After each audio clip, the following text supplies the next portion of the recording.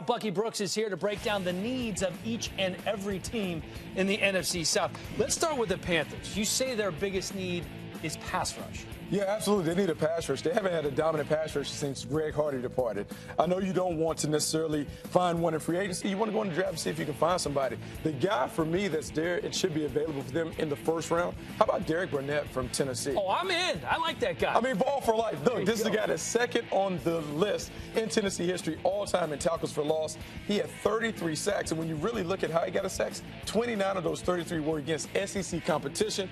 If we say that that is the best conference in football, this is a guy that should be a plug-and-play player, a guy that can upgrade their pass rush and allow them to be able to preserve some of the leads that they may not have been able to protect last year. 13 sacks for Barnett last year playing for the Vols. The Panthers actually ranked second in the NFL in sacks, but they didn't have a single guy who was a double-digit sack artist. They need a dominant guy, a guy that can be a designated pass rusher, someone that you can wind up off the edge and get after the quarterback.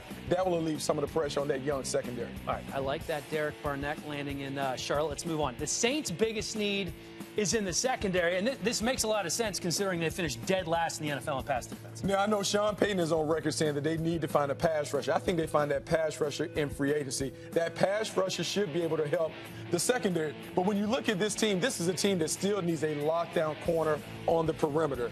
I believe Tre'Davious White could be a guy that fills that need. When you look at him, long, rangy, versatile skill set. He can press, he can play off. He has outstanding ability. Very impressed with him at the Senior Bowl. He is someone that should come in and from day one upgrade that secondary and really fill that role in terms of covering the number one receiver on the other team. I'm glad you said that you were impressed with him at the Senior Bowl because it seemed like he was garnering a lot of attention. Garnering a lot of attention. You were really impressed that he was able to play off. In LSU, you always see him play nose-to-nose, a lot of bump and run coverage. But because he can play off now, you can be a little more diverse in your scheme. You don't always have to put those guys up close. You can play off and play some zone and maybe get some picks off tips and overthrows. Just another great talent to come out of LSU. All right, let's move on to the Buccaneers. They signed Doug Martin to a long-term contract. He only played in 8 games this past season. He's in the middle of that 4-game suspension right now, having problems really on and off the field. Would you say running back is the biggest need now for the Bucs? I believe they have to find a complementary playmaker on offense. It could be wide receiver, but the reason I'm going running back is because you still want to take some pressure off Jameis Winston. And we do have the questions and uncertainty about Doug Martin, his availability, and if he can get back to being a Pro Bowl player. So how about Dalvin Cook from Florida State? Dalvin Cook is a guy that went over the 1,000-yard mark 3 times at Florida State. He's a versatile back. When I watch him, he kind of reminds me of Shady McCoy for the Buffalo Bills. A guy that can do it inside, outside. It's explosive. He can take it the distance, but it's also a weapon in the passing game.